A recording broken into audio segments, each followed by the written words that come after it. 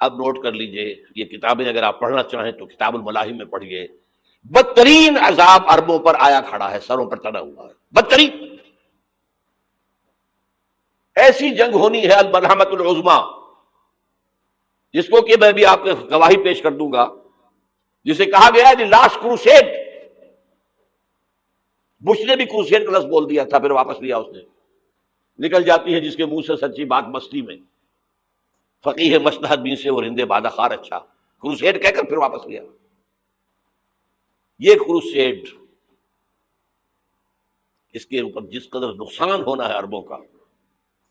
Greater اسرائیل بنے گا، یہ عراق، شام، اردن، سعودی عرب کا کچھ شمالی علاقہ، ترکی کا جنوبی علاقہ، مصر کا صحرائے سینا، اور اس کے ساتھ ہی جو بہترین اس کا زرخیز ترین علاقہ ڈیلٹا آف نائل، یہ سب یہودیوں کے قبضے میں جائیں گے.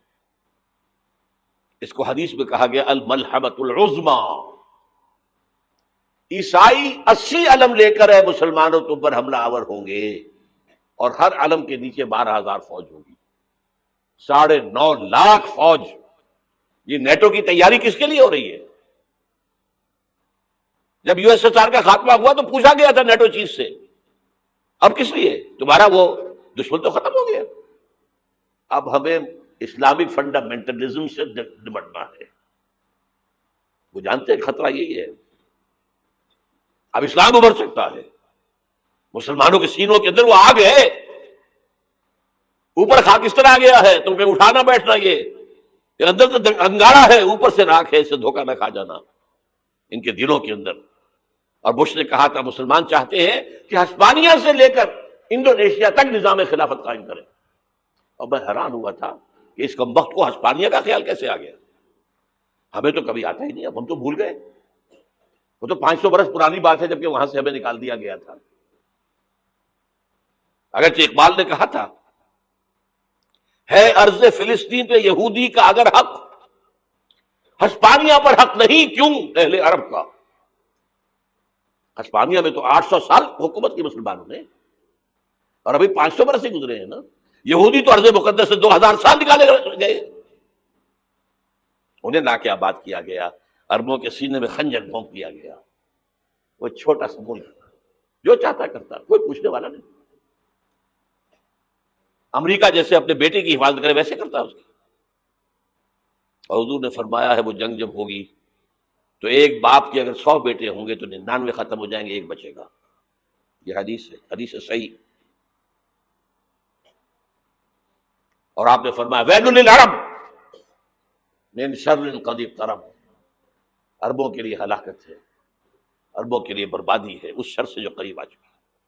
اور آج جس طرح انہوں نے ان کی تہذیب کو اختیار کر لیا ہے، دبئی جا کر دیکھیے، بدترین مغربی معاشرہ جو ہے وہ دبئی کے اندر ہم نے قائم کر کے دکھا دیا. اب سعودی عرب اس راستے پر بڑھ رہا ہے. اور اس کے بعد نمبر 2 پر جو ہے ہم پاکستانی ہیں. لیکن میں اس کے وہ پہلی بات جو کہہ رہا ہوں وہ تو یقینی ہے، اس میں تو احادیث صحیحہ موجود ہے. اگرچہ اس کے بعد پانسا پلٹے گا، پھر حضرت مہدی کا ظہور ہوگا، حضرت عیسیٰ کا نزول ہوگا، اور وہ گریٹر اسرائیل گریٹر گریو یارڈ بنے گا یہودیوں کا. ایک ایک یہودی قتل ہوگا اور دفن ہوگا. یہ بات میں ہونا ہے، میں پہلی بات بات کر رہا ہوں. وہ پانسا پلٹے گا جب پلٹے گا. ابھی جو سامنے ہے وہ کیا ہے؟ جس ملحمۃ العظمیٰ کہا حضور نے، جسے آرمگیڈون کہتے ہیں عیسائی. آرمگیڈون کی اگر کہیں جا کر آپ دیکھیں گے، آپ ڈکشنری میں مانی تو کیا لکھا ہے؟ A very big war which will be fought between the forces of evil and good before the end of this world. اس دنیا کے خاتمے سے پہلے خیر اور شر کی قوتوں کے درمیان بہت بڑی جنگ ہوگی. ارمجدون اسے کہتے ہیں عربی میں، اور آرمگیڈون اسے کہتے ہیں انگریزی کے اندر. اور یہ بائبل کی آخری کتاب کے اندر ہے، جو اس میں کہ مکاشفات یوحنا، ریولیشنز آف سینٹ جان. یہ تو میں کہہ رہا ہوں یقین کے ساتھ، اور زیادہ دور نہیں ہے، آیا چاہتا ہوں.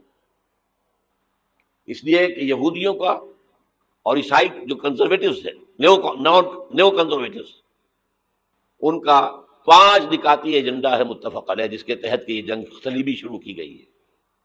وہ سن لیجیے آپ. آرمیگیڈون نمبر 1، گریٹر اسرائیل قائم ہو جانا اس کے نتیجے میں نمبر 2، مسجد اقصی اور قبۃ الصغریٰ کو گرانا نمبر 3، وہاں تھرڈ ٹیمپل، وہ مسجد جو حضرت سلیمان نے بنائی تھی 1000 قبل مسیح میں، پھر برباد کی تھی نبوکدنضر نے، دوبارہ بنائی گئی، پھر دوبارہ ختم ہوئی 70 عیسوی تک گری پڑی ہے. ان کا خانہ کعبہ گرا ہوا ہے 70 عیسوی سے لے کر آج تک. ایک دیوار ہے ویلنگ وال، جہاں جاتے ہیں روتے ہیں پیٹتے ہیں ماتم کرتے ہیں، وہاں وہ بنے گا تھرڈ ٹیمپل. اور نمبر 4، اس میں لا کر رکھا جائے گا تخت حضرت داؤد کا. یہ تخت کہاں ہے اس وقت؟ یہ لندن شریف کے اندر جو ان کی پارلیمنٹ کا جو چرچ ہے، ویسٹ منسٹر ایبے، اس میں رکھا ہوا ہے. ایک پتھر تھا جس پر بٹھا کر حضرت داؤد کی تاج پوشی ہوئی، پھر حضرت سلیمان کی ہوئی، پھر وہ پتھر رکھ دیا گیا جب حضرت سلیمان نے بنایا ہیکل مسجد اقصی، وہاں رہا وہ. ہر بادشاہ جو تھا یہودی اسی کے اوپر بٹھا کر اس کی تاج پوشی ہوتی تھی. سن 70 میں ٹائٹس نے گرایا اسے ہیکل کو، وہ پتھر لے گیا، وہاں سے روم گیا، روم سے آئرلینڈ گیا، آئرلینڈ سے اسکاٹ لینڈ آیا، اسکاٹ لینڈ سے انگلینڈ آیا، اور اب وہ رکھا ہوا ہے 14ویں صدی عیسوی سے آج تک. وہ ویسٹ منسٹر ایبے میں رکھا ہوا، ایک کرسی کی سیٹ میں اسے بنا دیا گیا ہے تخت کی شکل میں. اب انگریزوں میں کوئی ملکہ ہو، کوئی بادشاہ ہو جس کی بھی تاج پوشی ہونی اس میں ہوتی. یہ لا کر رکھا جائے گا تھرڈ ٹیمپل میں، اور اس پر یہودیوں کے خیال کے مطابق ان کا مسیحا آئے گا جو مسیح دجال ہوگا. عیسائیوں کے خیال کے مطابق حضرت عیسیٰ آئیں گے، وہ ہمارا بھی خیال ہے حضرت عیسیٰ آئیں گے علیہ السلام. بہرحال یہ تو بات کی باتیں ہیں نا. اس وقت جو میں عرض کر رہا ہوں عربوں پر بہت بڑا عذاب، اور پاکستان کا معاملہ البتہ یہ ہے، میں یقین سے نہیں کہہ سکتا. ہینگنگ ان دی بیلنس، ہو سکتا ہے اللہ تعالیٰ ہم پر رحم فرمائے، ہو سکتا ہے، اگرچہ اسی پہ شرائط ہوں گی. چمن کے مالک اگر بنا لیں موافق اپنا شعار، اب بھی چمن میں آ سکتی ہے پلٹ کر چمن سے روٹھی بہار، اب بھی ہو سکتی ہے. اور یہ بھی ہو سکتا ہے کہ اللہ تعالیٰ نے معجزانہ طور پر ہمیں ملک دیا، ہم نے اللہ سے بدعہدی کی، وعدہ خلافی کی، غداری کی، لہذا سزا دی جائے اور ہم سے یہ ملک چھین لیا جائے. It's just possible. دور نہ سمجھے، اسے انہونی بات نہ سمجھے. جو گھیراؤ ہو رہا ہے آپ کے مغرب میں نیٹو فورسز اور مشرق میں بھارت فورسز، بھارتی فورسز گدھوں کی طرح بیٹھے ہوئے انتظار کر رہے ہیں پاکستان اور ڈسٹیبلائز ہو جائے، یہاں اور بدامنی ہو جائے. اب لاہور میں پھر آج دھماکے ہو گئے ہیں. 2 دن پہلے کا دھماکہ میں سہ کے آیا ہوا ہوں، آپ کے سامنے بیٹھا ہوں. وہ جانے بچی ہیں جو ہماری اکیڈمی کا حشر ہوا کہ میں آپ کو نہیں بتا سکتا. یہ سارا کیوں ہو رہا ہے؟ تاکہ یہاں بدامنی ہو جائے اور ہمیں جواز مل جائے، مغرب سے نیٹو فورسز داخل ہو جائیں، مشرق سے بھارتی فورسز آ جائیں، اور ہمارے ایٹمی دانت توڑ کر اور پھر ہمیں بھارت کے سامنے ڈال دیا جائے. نو ڈو ایز یو لائک. یہ ان کا نقشہ ہے. ہوگا کیا وہ اللہ جانتا ہے، ہوگا وہ جو اللہ چاہے. لیکن اللہ کا چاہنا جو ہے وہ کس پر منحصر ہے؟ یہاں انقلاب برپا کرو، یہاں اسلام لاؤ. اگر دھندوں میں لگے رہو گے تو وہ خود بخود نہیں آ جائے گا انقلاب. صحابہ نے جانیں دی تھی، کتنی تکلیفیں اٹھائی تھی. 12 برس تک مکی دور کے اندر با نشہ درویشی در ساز و دمادم زن، جو پختہ شبی خدرا بر سلطنت جم زن. یوم طائف یاد ہے جو حضرت عائشہ فرماتی ہے کہ میں نے پوچھا تھا حضور سے کہ یوم احد سے زیادہ سختی بھی آپ پر کبھی آئی؟ یوم احد پر کیا ہوا تھا؟ تلوار کا وار پڑا تھا آپ کے چہرہ مبارک. یہ جو رخسار کی ہڈی ہے اس کے اندر وار گیا ہے، اوپر خود کی 2 کڑیاں تھیں وہ اس میں گھس گئی، 2 دندان مبارک شہید ہوئے. وہ خود کی کڑیاں ایک صحابی نے اپنے دانتوں سے پکڑ کے کھینچنے کی کوشش کی، دانت نکل گئے، وہ نہیں نکلی. کیا جتن کر کے نکالی گئی ہوگی تو خون کا فوارہ، اتنا خون گیا ہے کہ آپ بے ہوش ہو گئے، گر گئے، اور مشہور یہ ہو گیا کہ آپ کا انتقال ہو گیا، شہادت ہو گئی. یہ سیرت کبھی پڑھی ہے؟ حضرت عائشہ کے ہوش کا تو یہی دور تھا نا. یوم طائف میں تو آپ کی کیا تھی، بچی تھی، انہیں کیا پتا کیا ہو رہا ہے حضور کے ساتھ. 3 دن تک حضور مکے کی گلیاں اور وہاں کے اوباش لوگ پتھراؤ کر گئے تھے اس امید میں کہ شاید وہاں کا کوئی سردار ایمان لے آئے. تو یہاں تو ابو طالب بھی فوت ہو گئے. یہی دنیاوی سہارا تھا، خاندانی سہارا تھا ابو طالب کے ذریعے. اور گھر میں ایک دلجوئی کرنے والی رفیقہ حیات تھی، وہ بھی، ان کا بھی انتقال ہو گیا.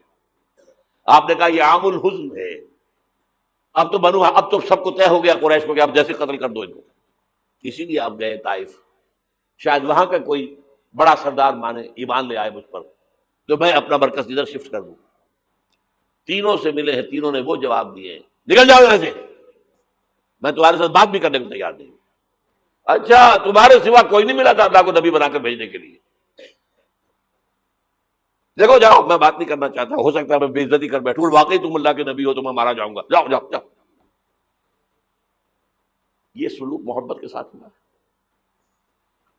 اور پھر چھوکروں کو، اسٹریٹ ارچنز جنہیں آپ کہتے ہیں، اشارہ کیا تھا خبر لو ان کی، پتھراؤ ہو رہا ہے. ساتھ کوئی ہے ہی نہیں، ایک آدمی صرف، زید ابن حارثہ. اب سامنے سے پتھر آ رہے ہیں تو حضرت زید آگے آ جاتے ہیں، ڈھال بنتے ہیں، مجھے لے کے پتھر وضو کر رہے، آپ پیچھے سے آ رہے ہیں. چاروں طرف سے تو ڈھال نہیں بن سکتا. جسم لہو لہا، خون جا کر جوتیوں میں جم گیا ہے، جوتی اتر نہیں دی. پھر وہاں سے واپسی پر جو دعا مانگی ہے، اللہم الیک اشکو ضعف قوتی وقلت حیلتی وہوانی علی الناس. اے اللہ تیری جناب میں فریاد لے کر آیا ہوں اپنی قوت کی کمی کا، اپنے وسائل کی کمی کا، اور جو ذلت و خواری ہو رہی ہے لوگوں کے سامنے. الا ملتقننی، مجھے کس کے حوالے کر دیا ہے؟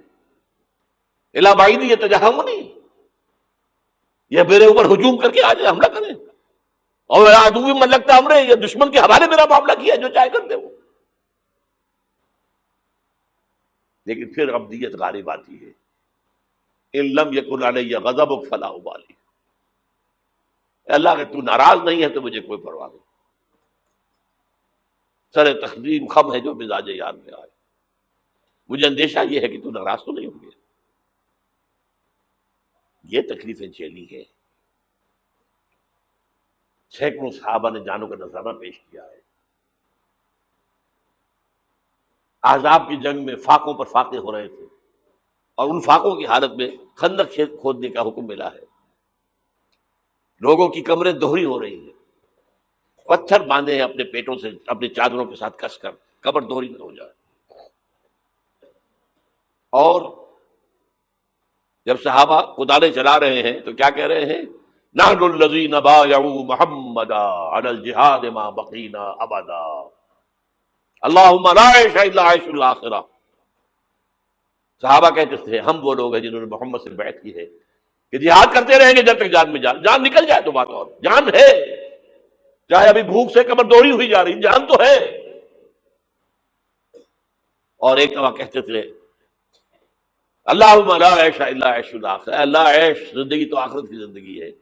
اور حضور فرماتے تھے، حضور پہ بیٹھے ہوئے نہیں تھے گاؤں تکیہ لگا کر، پتھر اٹھا کر خندق میں سے لے جا کے باہر پھینک رہے تھے. جب صحابہ کہتے اللہم لا عیش الا عیش الاخرہ، حضور فرما رہے ہیں فاغفر للانصار والمہاجرہ، اے اللہ ان انصار اور مہاجرین کی مغفرت فرما دے. پھر حضور کی خدمت میں کچھ لوگ آئے، حضور اب یہ فاقہ ناقابل برداشت ہو گیا، دیکھیے ہم نے یہ پتھر باندھے ہوئے اپنے پیٹوں کے ساتھ. حضور نے کرتا اٹھا کر دکھایا، وہاں 2 پتھر باندھے ہوئے. یہ ہے سیرت النبی. آپ کس چیز کو سیرت النبی سمجھتے ہیں؟ بہرحال اس موضوع پر میری ایک کتاب ہے منہج انقلاب نبوی، کہ انقلاب کیسے آیا تھا. اگر دل میں ذرا بھی آرزو پیدا ہو گئی ہو کہ اللہ قبول کر لے مجھے قبول کر لے اس کام کے لیے، تو وہ کتاب آپ کے لیے مست ہوگی، اس کا پڑھنا.